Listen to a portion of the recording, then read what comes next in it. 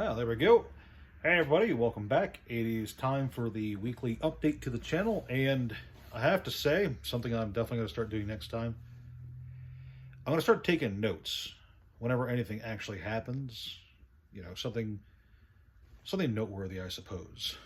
Because I don't want to make these videos week in and week out and have you guys just sit here for 5 minutes while I go, oh yeah, nice week, did some push-ups, sorted some cards, had a fun week. Because it's not content. That's just an old man rambling to himself in front of an audience. If you're wondering what happened to the sofa, though, it had one spider in it, and I had to burn it. It's gone now, so I've got this really comfortable recliner. And I'm gonna be honest, this thing is extremely comfortable. I don't want to get up, like ever. I'm gonna sleep and die on this damn thing. Uh, it's hard to. Part of why I want to write down notes too is it's hard to, like, in the moment talk about just how your week's been if you don't have a quick refresher or a quick reminder, and your mind tends to wander to all kinds of other topics like the video games you played, whatever. I've been replaying Disgaea DS, for instance. I love Disgaea. I love that entire franchise. Maybe not some of the later games. Disgaea 6 was not great. But I liked the first Disgaea game, and I love the second one. And I gotta say, replaying Disgaea DS just to explore it has been a lot of fun. Very enjoyable. And then yesterday or the day before, I loaded up Disgaea 2 for the PC, and I hated it. And I want you guys to know that I love Disgaea 2, especially its item world. But the mouse controls for the PC version, it makes it unplayable, and I don't like that. It is aggravating trying to play that game with keyboard and mouse. And I know that's probably a way to change the control settings, but I couldn't find it in the game, so whatever.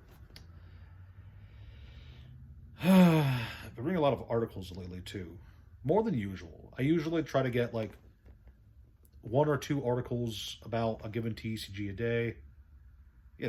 Read what someone on TCG Player, for instance, is saying about Pokemon or Magic, whatever. But I found that recently it's become easier to just kind of sit down for long periods of time and just read a few articles and get a broader idea of the current state of the market. And I understand, part of the problem with getting someone else's opinion on any topic is that you're just getting a small snapshot of the larger picture. And I say that knowing full well the irony that you guys are just getting a snapshot of my opinion on the overall collector's markets and stuff. So, irony accepted. But I still find value in it just because I like to get a general idea of what's going on with the various TCGs, and it's also kind of valuable in the sense that if you can get a well enough informed opinion, you can try to make decisions based on what you think is going to happen, based on how people are currently talking about the market. For instance, if we had a bunch of Pokemon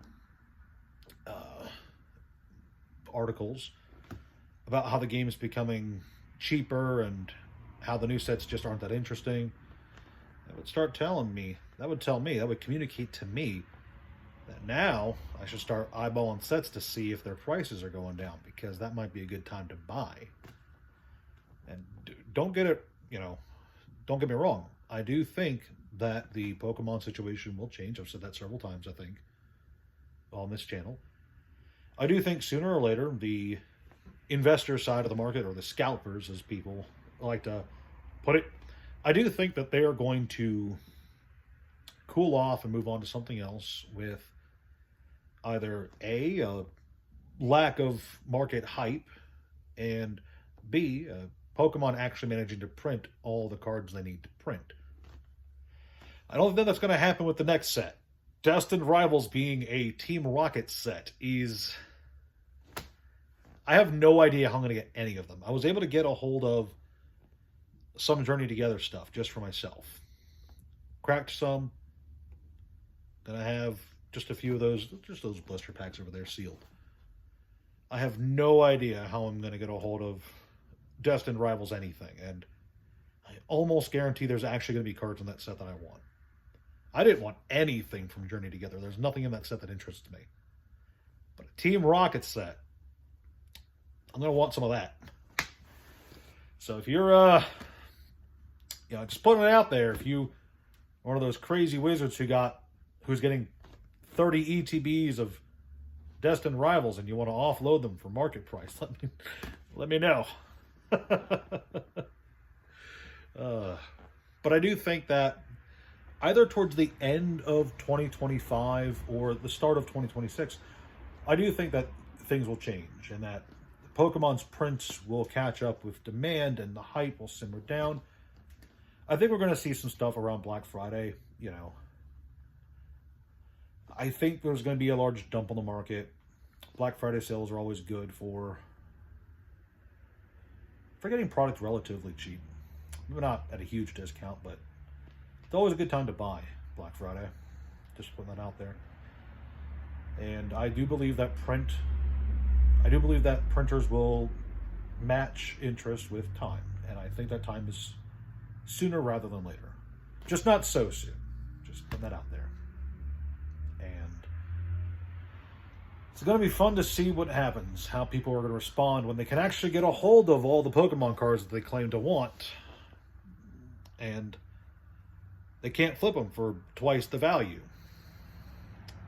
It's wonderful. It's wonderful. I will feel sorry for the stores, though, because there's stores right now that I've talked to who are ordering cases of Pokemon cards, and they're going to get a few boxes. In fact, the one store in town that I go to the most frequently, for the last 2 years now, he's ordered about 6 cases of Pokemon for every new set. With Journey Together, he got 3 boxes. So I'm hoping that that does not continue. What a show. And no, I don't blame the distributors. I don't blame the stores. And I don't even really blame the Pokemon Company. I think it's just an unfortunate amalgamation of a lot of factors slammed together to create the current situation. And that when things adjust, and they will adjust, some people are going to be salty and leave. Other people are going to be ecstatic and buy in. And the world's going to move forward. The entire Pokemon situation is it's just that. It's an unfortunate situation for the short term. And I think it'll change. But this was supposed to be an update video. I was supposed to just tell you guys how my week went. And here I am talking about Pokemon again. There you go. Here's an update for you guys. My PS2 broke. I've had this PlayStation 2. I think it didn't break this week. It broke like 2-3 weeks ago. But I suppose I'll talk about it. Because it broke. And I've had this thing for over 10 years. It has lasted longer than every single smartphone and every single, what's it called? I'm forgetting the name of it. Bluetooth device. It's a speaker. Headphones. There we go. Every single smartphone and headphone, like high-tech device I've had in the last 10 years, none of them lasted as long as this PS2 did. And I'm sure it's not completely broken. I'm going to try to fix it at some point. But it won't turn on. And the last time, and it did turn on briefly, but then its disk drive jammed and I couldn't get the disk out. So that's unfortunate. So that's how my week went. I'm upset about my PS2.